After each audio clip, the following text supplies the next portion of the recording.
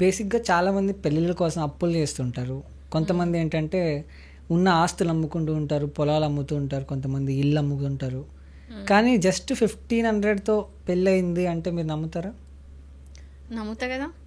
రీసెంట్గా ఒకరు పెళ్లి చేసుకున్నారు, జస్ట్ 1592 రూపీస్తోని మొత్తం పెళ్ళి అయిపోయిందంట. ఎందుకు అయింది? అండ్ ఆల్సో అది వ్యాలిడ్ మ్యారేజ్, ఏదో పెద్దగా ఏదో పెళ్లి కాదు అన్నట్టు కాదు.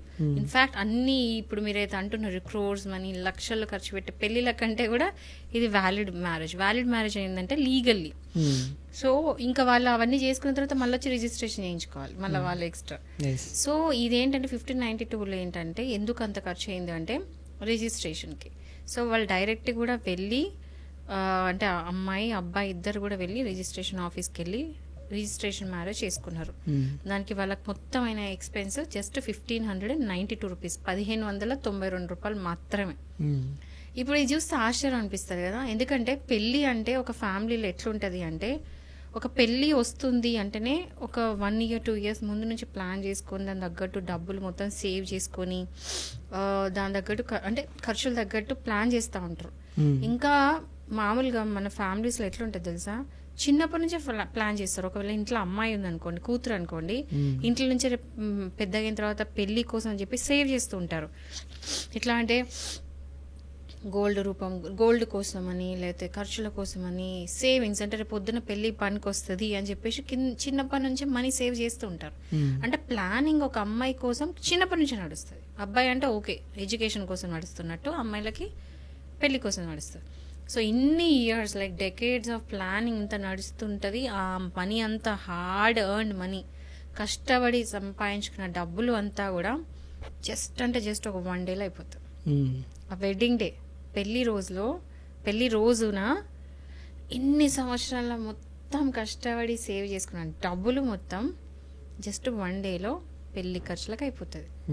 సో అంత అవసరం ఏముంది? ఇప్పుడు చాలా మంది ఇప్పుడు ఎట్లా అంటే కొంతమంది మిలియనీర్స్ ఎట్లా అంటే పెళ్లి అవుతుందంటే ఖర్చులు కూడా లక్షల్లో. ఒక శారీ కూడా వాళ్ళు అంటే మనం రీసెంట్గా మనం ఒక ట్రిలియనీర్ గురించి మాట్లాడితే పేరు ఎందుకు కానీ వాళ్ళ పెళ్లి కూతురికి పెట్టిన ఒక చీర ఖర్చు వచ్చేసి 25 lakhs. అట్లా ఏ సెలబ్రిటీస్ అయినా చూసుకోండి. ఒక్కొక్క శారీ అంటే ఆ మధ్యలో విన్నాం ఐశ్వర్య ఇంత శారీకి ఇంత అయింది అని చెప్పేసి.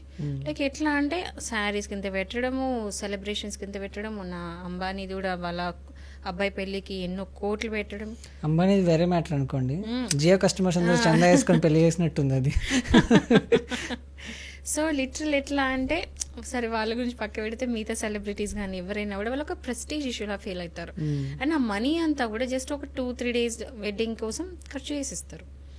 బట్ ఇంతమంది మీరు జనరల్ చూడండి, అలాంటి వీడియోస్ జనరల్లీ మామూలుగా సోషల్ మీడియాలో పోస్ట్ అయినప్పుడు కమెంట్స్ ఉంటాయి, ఎందుకు ఇంత ఖర్చు పెడుతున్నారు, అది ఏదో పేదోళ్ళకి ఇవ్వచ్చు కదా, అదే మనీ పేదోళ్ళకి ఇస్తే బతికేస్తారు కదా అని చెప్పేసి. ఈ క్వశ్చన్ నాకు కూడా వస్తుంది. ఇంత ఆర్భాటంగా ఇంత ఏంటంటే వాళ్ళ సంతోషం కోసం ప్రెస్టీజ్ కోసం చేసుకుంటారు. బట్ అదే మనీతో నిజంగా పూర్ పీపుల్ బతకొచ్చు. సో అంటే కాలం మారుతుంది కాబట్టి మేబీ ఐడియాలజీ కూడా మారితే, నేనేమంటానంటే నేను చెప్పినందుకు అరే మేడం ఏంది ఇట్లా చెప్తుంది, మేము పెళ్ళిళ్ళు చేసుకోవద్దా అని అనుకునే వాళ్ళు ఉన్నారు. చేసుకోండి, బట్ ఎవరిష్టం వాళ్ళది. ఇది నా ఒపీనియన్ కాబట్టి చెప్తున్నాను. ఇంత మనీ ఇంత ఖర్చు పెట్టి దీని మీద పెట్టే కంటే అవే సేవ్ చేసుకొని ఎవరైతే పెళ్లి కొడుకు పెళ్లి కూతురు ఉందో వాళ్ళు ఏదైనా ట్రిప్కి వెళ్ళడం, అదే మనీ పెట్టుకొని ట్రిప్కి వెళ్ళడము, అదే మనీ పెట్టుకొని ఏమైనా సేవింగ్స్ చేసుకొని ఫిక్స్డ్ డిపాజిట్ చేసుకోవడము, అదే మనీ పెట్టి లేదా గోల్డ్ కొనుక్కోవడము, అదే మనీ పెట్టి ఇంకేమైనా వాళ్ళకి యూజ్ అయ్యే వస్తువులు కొనుక్కోవడము, అంటే వాళ్ళ బెనిఫిట్ కోసం యూజ్ చేస్తే అయిపోతుంది కదా. పెళ్ళి ఇప్పుడు ఇంకోటి ఏంటంటే ఈ మధ్య వర్చువల్ మ్యారేజెస్ కూడా అవుతున్నాయి, వర్చువల్ ఎంగేజ్మెంట్స్ అవుతున్నాయి. అంటే జస్ట్ లింక్స్ ఇస్తారు, లింక్స్లో చూసుకోవచ్చు, అలా అవుతుంది. సో ఇలాంటివి ఉన్నాయి కాబట్టి కొంచెం అంటే ఖర్చు తగ్గించుకుంటే బెటరే కదా. మనకు కావాల్సింది ఏంది, పెళ్ళి అయిందని చెప్పేసి అందరు తెలవడం. సో ఇలా ఏంటంటే ఇట్లా సింపుల్ మ్యారేజెస్ చేసుకుంటే ఏంటంటే మనీ తక్కువ చేసుకున్నట్టు అవుతుంది, సేవ్ చేసుకున్నట్టు అవుతుంది. అందరికి తెలవాలంటే వర్చువల్ పెట్టుకోవచ్చు, లేదా కొంతమందిని అంటే బాగా దగ్గర వాళ్ళని పిలుచుకొని పెళ్ళిళ్ళు చేసుకోవడం, ఒక చిన్నగా ధారపాటంగా అంత ఖర్చులు పెట్టుకొని. ఇప్పుడు ఇంత మొత్తం దాంట్లో భలేది ఎవరు తెలుసా, ఫాదర్ ఆఫ్ ద డాటర్, అంతే కదా. ఫాదర్ ఆఫ్ ద డాటర్ మొత్తం ఏమవుతారంటే అతని మీదనే మొత్తం భారం, బర్త్డేనంతా అతని మీదనే, ఖర్చు పెట్టాల్సింది అతని మీదనే, లేకపోతే అన్న ఫాదర్ తర్వాత అన్న ఫ్యామిలీకి పడుతుంది, అమ్మాయి వాళ్ళ ఫ్యామిలీకి. సో ఇవన్నీ ఖర్చులు తగ్గించుకునే కంటే ఈ రిజిస్ట్రేషన్ మ్యారేజ్ అయితే బెస్ట్ అని నా ఫీలింగ్. బట్ ఇట్ డిపెండ్స్ అండి, ఎవరి ఒపీనియన్స్, ఎవరి పర్సెప్షన్, ఎవరి ఐడియాలజీ వాళ్ళకు ఉంటుంది. సో ఇది నా ఒపీనియన్ కాబట్టి నా ఒపీనియన్ చెప్తున్నాను, బట్ ఎవరి ఐడియా వాళ్ళకు ఉండొచ్చు. కొంతమంది పెళ్లి చేసుకునే జీవితంలో ఒక్కసారే కాబట్టి కొంచెం లైఫ్ లో ఒక్కసారి మెమరీ, సో లైఫ్ లో ఒక్కరేసారి చేసుకుంటాం, ఆ మెమరీ ఇట్లా ఉండిపోవాలి, సో దాన్ని ఇంత గ్రాండ్ వెడ్డింగ్ చేసుకోవాలి అని కొంతమంది కోరికలు ఉండొచ్చు. అందుకే అంటున్నాను, ఎవరి థింకింగ్ వాళ్ళకు ఉంటుంది, ఎవరి థాట్ ప్రాసెస్ వాళ్ళకు ఉంటుంది, ఎవరి ఇష్టం వాళ్ళది. బట్ నేను ఎందుకు చెప్తున్నానంటే ఈ 100లో ఒక 10 మందికి ఇట్లాంటి వెడ్డింగ్స్ ఉన్నాయి అని కన్సిడర్ చేసిన నయమే కదా.